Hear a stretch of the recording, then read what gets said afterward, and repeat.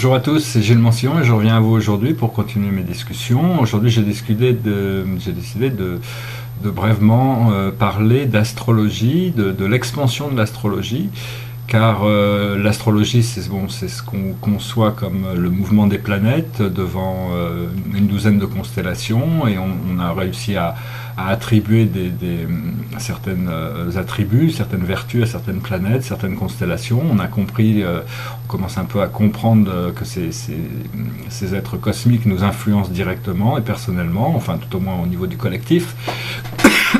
Pardon. Et donc pendant très longtemps, on a utilisé Mars, Vénus, le Soleil, Mercure, la Lune.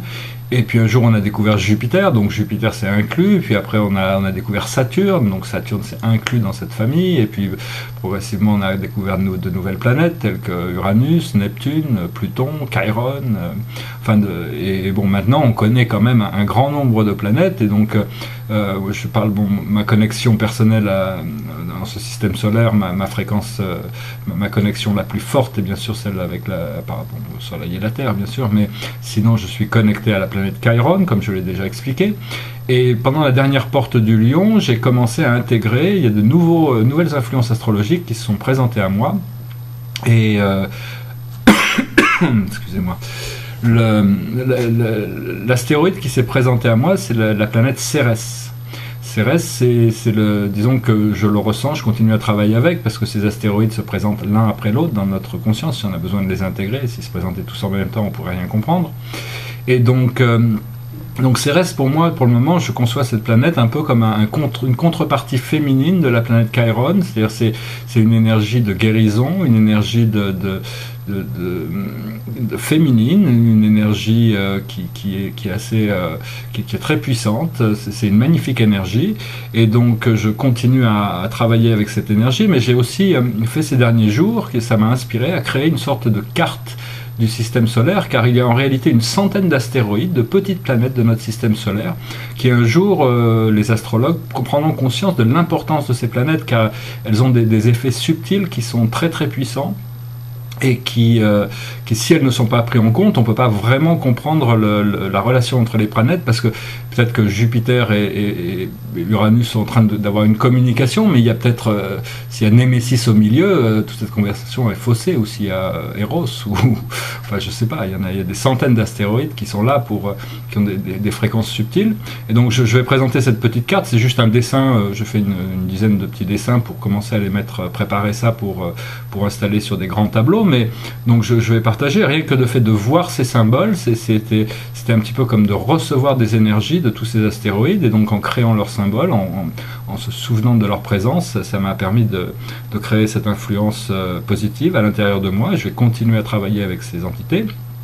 Et une dernière chose avant de montrer ce dessin, je voulais dire que bien que l'astrologie nous guide au niveau du collectif, nous avons toujours la possibilité de transcender l'astrologie, ce qui veut dire que une fois que vous êtes connecté avec votre présence je suis, avec la présence divine à l'intérieur de vous, le moment est toujours maintenant. C'est toujours, à moins que cette présence vous dise d'attendre, mais sinon c'est toujours maintenant. Il ne faut pas attendre que Mercure sorte de rétrograde pour commencer quelque chose, ou attendre que Mars passe, je sais pas, ou qu'une planète atteigne une constellation. Enfin, si c'est ça si ça vous conforte d'attendre que les configurations astrales soient plus propices pour agir, agissez, mais agissez dans ce sens. Mais sinon, c'est vraiment le présent est vraiment le meilleur moment pour agir, et toutes ces planètes se travaillent pour vous dans l'inconscient. Donc, même si c'est des influences qui peuvent paraître difficiles, c'est parce il y a une nécessité de communication, d'évolution, et donc ces planètes prêtent leur énergie pour vous aider, pour nous aider à comprendre ce qu'on a besoin de comprendre et transcender ce qu'on a besoin de transcender. Voilà, je vais montrer un petit peu ce dessin, j'espère que vous le trouverez intéressant. Alors voilà, on va se promener un peu.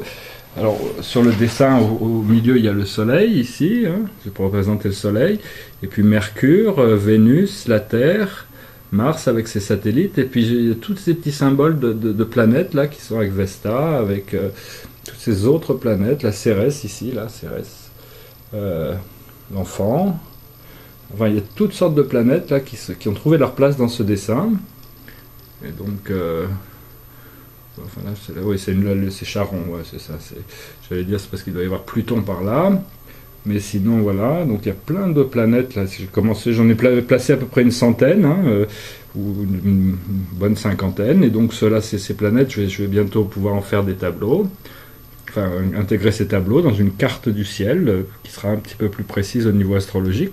Ici, Jupiter avec ses lunes, Saturne avec ses lunes,